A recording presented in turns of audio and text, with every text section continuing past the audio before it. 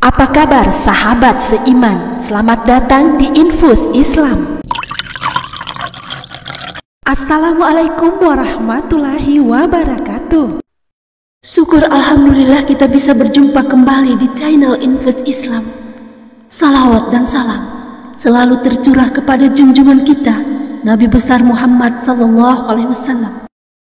Sahabat seiman, sempatkanlah walau hanya menulis salawat kepada Rasulullah SAW di kolom komentar. Insya Allah akan menjadi pemberat catatan amal kebaikan kita di akhirat kelak. Allahumma salli ala Sayyidina Muhammad wa ala ali Sayyidina Muhammad. Sahabat seiman, Isra Mi'raj merupakan peristiwa besar yang dialami oleh Nabi Muhammad SAW. Pada peristiwa tersebut, Nabi Muhammad SAW bertemu dengan Allah Subhanahu wa Ta'ala dan mendapat perintah menjalankan sholat 5 waktu dalam sehari. Dalam perjalanan bertemu Sang Pencipta, Rasulullah ditemani malaikat Jibril dengan mengendarai burak. Pada peristiwa tersebut, Rasulullah SAW melewati 7 langit dan bertemu dengan para penghuni di setiap tingkatan. Kabar ini dijelaskan dalam hadis Nabi Muhammad SAW yang diriwayatkan Imam Muslim dari Anas bin Malik. Lalu seperti apakah 7 lapis langit tersebut? Dan siapa sajakah penghuninya? Sahabat seiman, simak video ini hingga akhir agar pemahaman kalian utuh dan tidak sesat. Sahabat seiman, sebelum lanjut, sempatkanlah menulis hajat kalian di kolom komentar agar kita aminkan bersama. Berikut 7 langit beserta para penghuninya. Langit pertama. Langit pertama dinamakan dengan langit dunia karena dekat dengan bumi, terbuat dari emas dan kuncinya dari cahaya. Rasulullah SAW bertemu dengan manusia sekaligus wali Allah Subhanahu wa Ta'ala pertama di muka bumi, Nabi Adam alaihissalam. Saat bertemu Nabi Adam, Rasulullah sempat bertegur sapa sebelum akhirnya meninggalkan dan melanjutkan perjalanannya. Nabi Adam membekali ratusan dengan doa supaya Rasulullah SAW diberi kebaikan pada setiap urusan yang dihadapinya. Sambil mengucapkan salam, Rasulullah meninggalkan langit pertama untuk selanjutnya menuju langit kedua. Langit kedua. Langit kedua disebut dengan Ma'un yang terbuat dari besi atau marmer putih.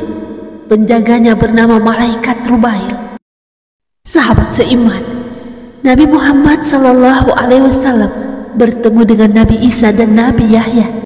Seperti halnya di langit pertama, Rasulullah disapa dengan ramah oleh kedua nabi pendahulunya. Seperti halnya di langit pertama, Nabi Muhammad SAW bertemu dengan Nabi Isa dan Nabi Yahya. Seperti halnya di langit pertama, Rasulullah disapa dengan ramah oleh kedua nabi pendahulunya. Sewaktu akan meninggalkan langit kedua, Nabi Isa dan Nabi Yahya juga mendoakan kebaikan kepada Rasulullah. Kemudian Rasulullah bersama malaikat Jibril terbang lagi menuju langit ketiga. Langit ketiga. Langit ketiga dinamakan dengan langit Harabut yang terbuat dari tembaga. Menurut satu pendapat terbuat dari besi. Rasulullah SAW bertemu dengan Nabi Yusuf, manusia tertampan yang pernah diciptakan Allah Subhanahu wa Ta'ala di bumi. Dalam pertemuannya, Nabi Yusuf memberikan sebagian dari ketampanan wajahnya kepada Nabi Muhammad. Dan juga di akhir pertemuannya, Nabi Yusuf memberikan doa kebaikan kepada Nabi terakhir itu. Langit keempat. Langit keempat dinamakan dengan langit Zahir yang terbuat dari tembaga.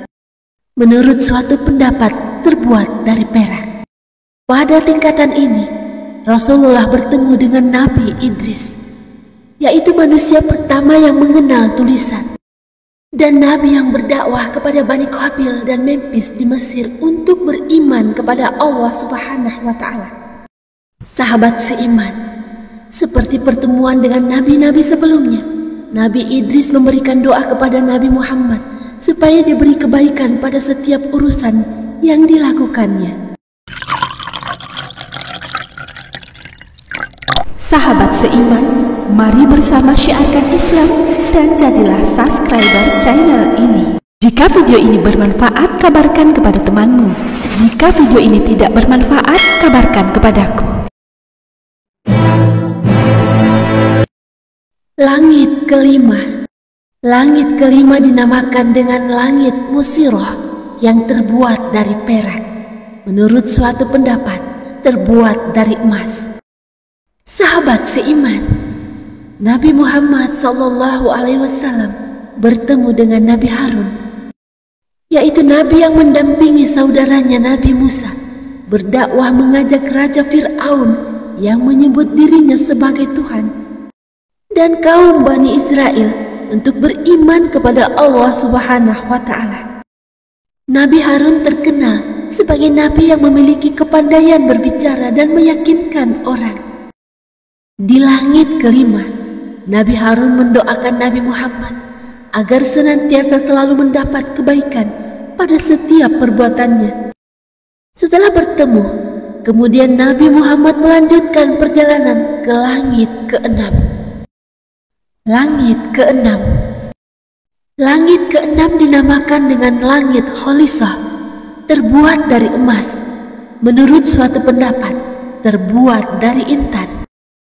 Sahabat seiman, Nabi Muhammad dan malaikat Jibril bertemu dengan Nabi Musa, yaitu Nabi yang memiliki jasa besar dalam membebaskan Bani Israel dari perbudakan dan menuntunnya menuju kebenaran ilahi.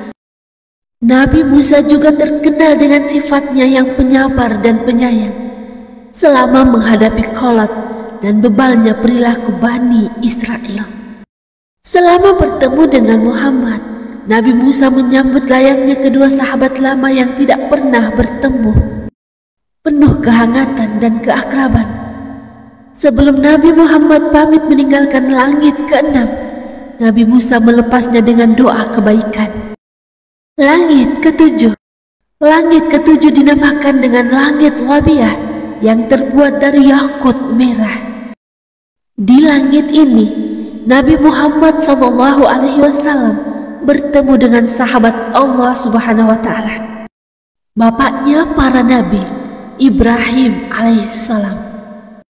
Sewaktu bertemu, Nabi Ibrahim sedang menyandarkan punggungnya ke Baitul Ma'mur, yaitu suatu tempat yang disediakan Allah Subhanahu wa Ta'ala kepada para malaikatnya.